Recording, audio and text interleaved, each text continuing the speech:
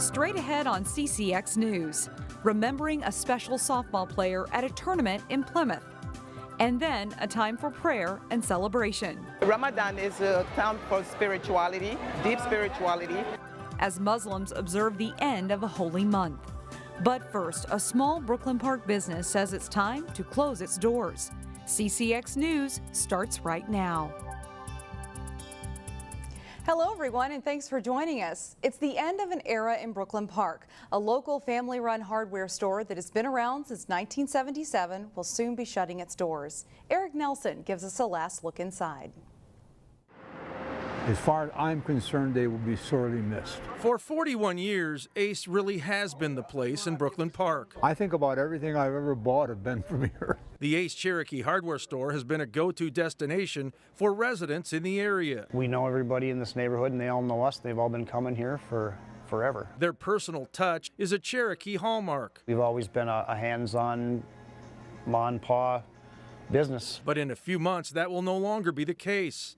The store will close once they liquidate all of their items. A lot of sadness. We've had a few people that are actually angry that we're leaving because, where are we going to go? What's going to happen to us? Dave Whitney of New Hope has been coming to Cherokee for decades. Cannot say one negative thing about the place. Whenever Whitney walked into the store, he knew he would find exactly what he wanted. If you buy nuts and bolts and whatnot, you can buy one.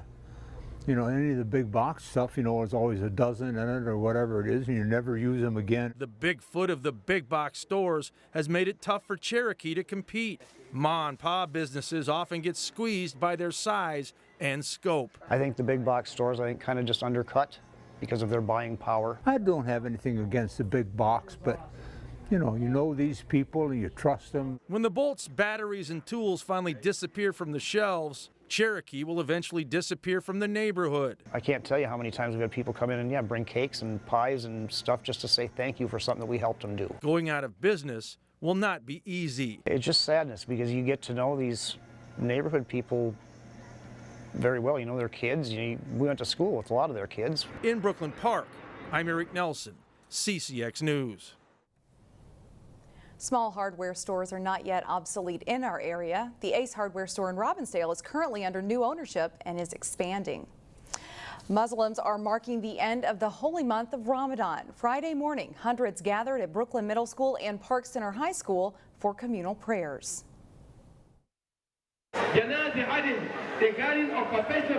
Ramadan is a time for spirituality.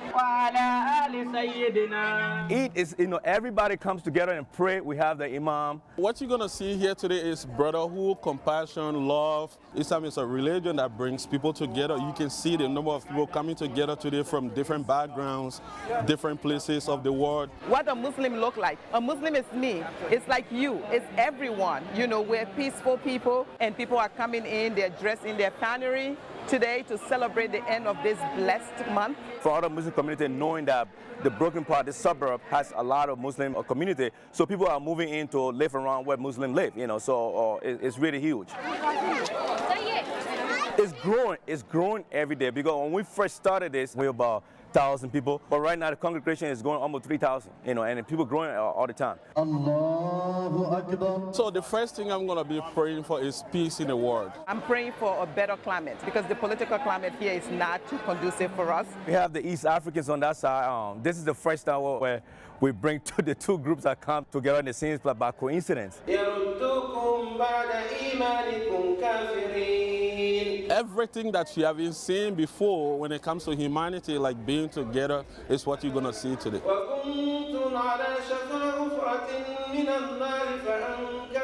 The group is also planning a community gathering Saturday at Centennial Park starting at 4 p.m. and the public is invited. Summer doesn't officially kick in until next week, but this weekend it will definitely feel like it. The Crystal Cove is now open in Crystal, and it promises to be a fun place to beat the hot temperatures this summer. This year, the pool will mark its 50th anniversary, and they have all sorts of activities planned. New features include a sunshade and zero-depth pool that will allow families with younger kids to stay longer. People that don't have cabins are coming to the pool on the weekends, enjoying that time with family, spending time outside, and just really able to enjoy the nice Minnesota weather.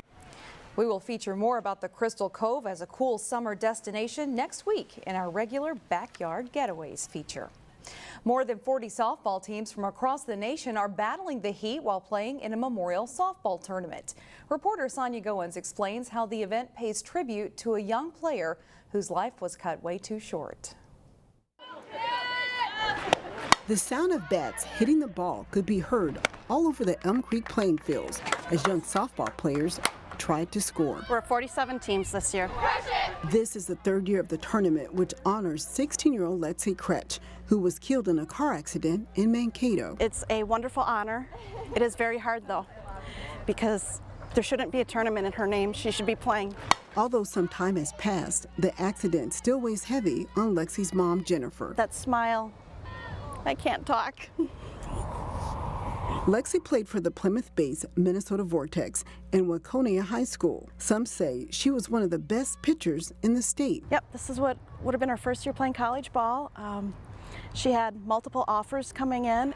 During the tournament, girls who played with Lexi and who are now playing softball in college are being honored. I love this tournament. I love having all the signs. I love having all the college and showing the Vortex and everything we've done and playing in her name and playing in Lexi's honor. I played with Lexi for about a year or so. Katie Blanchard is a catcher for Ottawa University in Kansas. She also played with Lexi on the Minnesota Vortex, and she even has a tattoo in Lexi's memory. It just means a lot because it's like something great that we can do to show that we really appreciate Lexi and her legacy. Lexi's mom and former teammates say the tournament is not just about softball. They're hoping everyone hits a home run in the game of life. Remember to be kind to others. You never know what your last words are going to be to them. In Plymouth, Sonia Goins, CCX News. Several scholarships were given out in Lexi's name at the tournament. Still ahead on CCX News, we hear a heartfelt story from a Park Center graduate. Plus, Wayzata battles Blaine at the state high school baseball tournament. But first, plan for a hot, humid weekend with temperatures reaching into the 90s. We should get a brief cool down come Monday. As we continue our inspirational stories from the class of 2018, we ran across one that was heartfelt and deeply personal. In Park Center's graduating class, one student commencement speaker wanted to share a story about her parents. Everyone leaves a legacy, and this is my parents. My parents grew up with nothing. My mom and dad lived in the Oromia area of East Africa, my dad on a farm in Itaya, and my mom in the city of Adama. My mother spent her childhood wishing she could walk around in boots and heels. She dreamed of being a doctor, but because she was a girl and was not given support, she was forced to discontinue her education at 12. My dad lived through genocide. Because he stood up for his culture and for himself, he was imprisoned. He was tortured and knew his only way out was to escape. He walked over 400 miles to reach a refugee camp in Kenya. As if the distance didn't make the journey hard enough, he had to watch for soldiers. Along the way, he was caught and beaten and left for dead.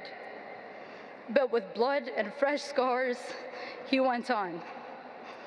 Their arrival to this country was not an easy one. They faced prejudice and racism.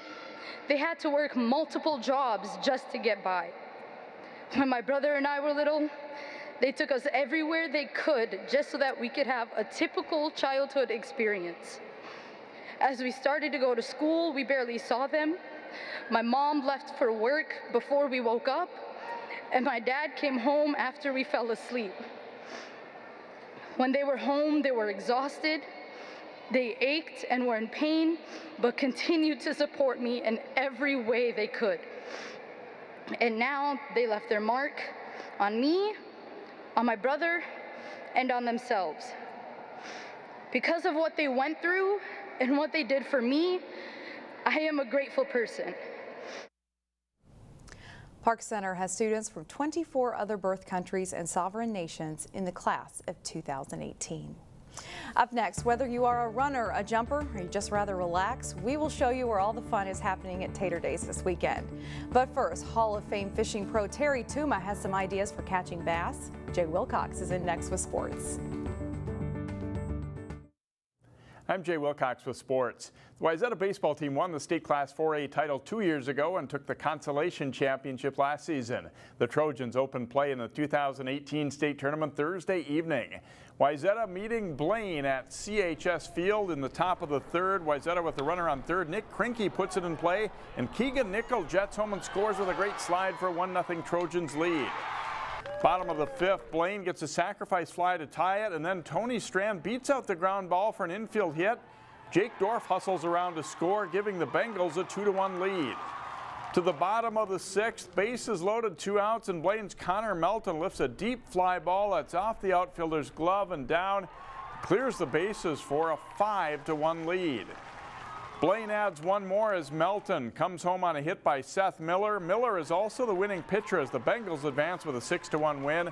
Wayzata did beat Mounds View in the consolation bracket and are playing for the consolation title. Heritage Christian Academy survived a rocky outing in the Class A quarterfinals. The Eagles played an entertaining semifinal game. Heritage facing defending champion Parker's Prairie.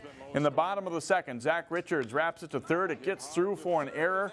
Sam Fredrickson comes home and he is initially called out, but the play is changed and he's called safe. So the Eagles are on the board with a 1-0 lead.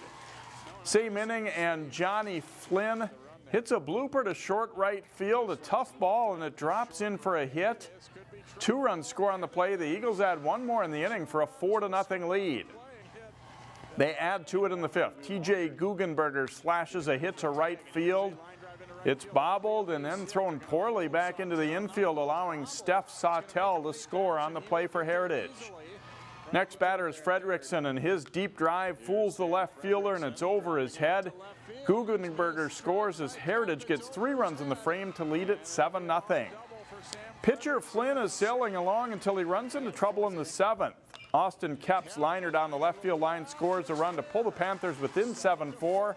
But that's all they get. Heritage is headed to Saturday's Class A championship with a 7-4 win.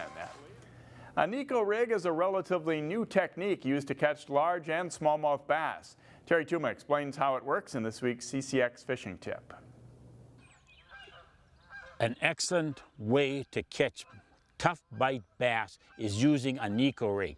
Not new throughout the country, but maybe a little bit more newer in the Midwest. And all it is taking a 6-7 inch, I have a shaky worm here with a Nico weight that you insert in the nose of that plastic worm, and then you just insert it all the way up to that beveled edge, if you will. Then also too, I'm using a wacky worm tool to slide the O-ring, the wacky worm O-ring, over the plastic body. And then all you do is take your, again, Nico hook, just insert it underneath that band, that O-ring, next to the body. And the reason we're doing this is that you're not going to constantly replace that plastic worm or that worm that you are using, whatever it may be. It can be all different styles of worms. And then too, I'm using fire line with a spinning rod, and then attached to the fire line is a mono leader, something there of 4 feet in length to absorb the shock of that fish. This weight is going to be on the bottom,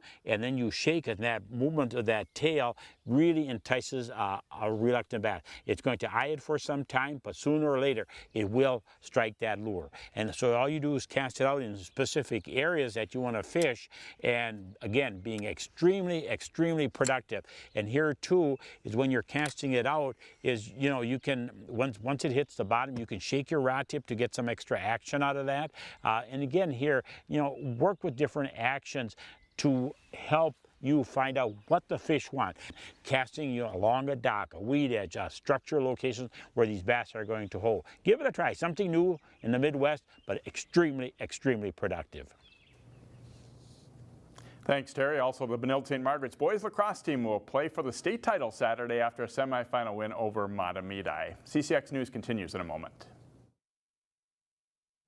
Not so many years ago, Brooklyn Park was known for potato farms. This weekend, you can make a nod to that heritage by celebrating Tater Days. The parade rolled through Brooklyn Park Thursday night, and because of that, we have a few winners to announce. As you might know, we pass out fans at every parade, and we ask you to take a selfie with it and send it in. Here are the winners who will receive a Simonson's gift card and some coveted CCX media swag. Look for us at the next parade in Brooklyn Center, and that is next Thursday as we help kick off the Earl Brown Days Festival. And just what else is happening this weekend at Tater Days? We sent Neil Persley to check it out, and that is today's Weekend Showcase.